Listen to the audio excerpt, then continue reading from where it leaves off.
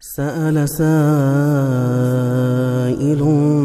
بعذاب واقع للكافرين ليس له دافع من الله ذي المعارج.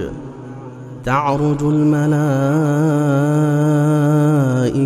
والروح إليه في يوم كان مقداره 50,000 سنة فاصبر صبرا جميلا إنهم يرونه بعيدا ونراه قريبا. يوم تكون السماء كالمهل وتكون الجبال كالعهن ولا يسأل حميم حميما.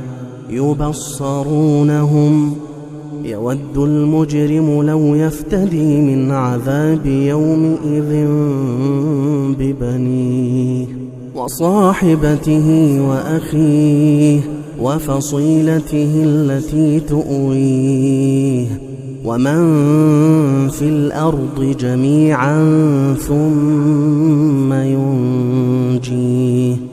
كلا إنها لظى نزاعة للشوى تدعو من أدبر وتولى وجمع فأوعى.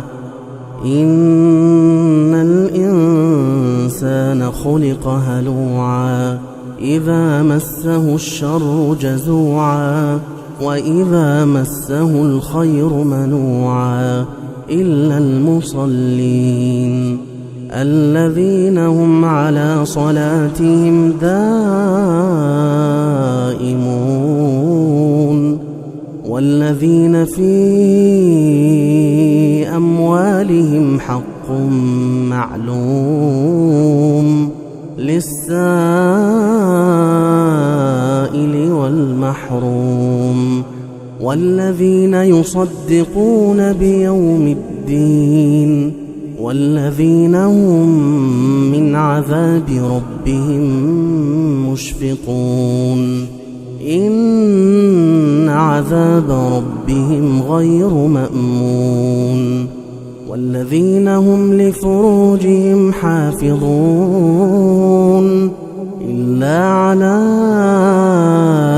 أزواجهم أو ما ملكت أيمانهم فإنهم غير ملومين. فمن ابتغى وراء ذلك فأولئك هم العادون. والذين هم لأماناتهم وعهدهم راعون والذين هم بشهاداتهم قائمون والذين هم على صلاتهم يحافظون أولئك في جنات مكرمون. والذين هم على صلاتهم يحافظون أولئك في جنات مكرمون. فما للذين كفروا قبلك مهطعين عن اليمين وعن الشمال عزين. أيطمع كل امرئ منهم أن يدخل جنة نعيم كلا إنا خلقناهم مما يعلمون. فلا أقسم برب المشارق والمغارب إنا لقادرون على أن نبدل خيرا منهم وما نحن بمسبوقين. فذرهم يخوضوا ويلعبوا حتى يلاقوا يومهم الذي يوعدون يوم يخرجون من الأجداث سراعا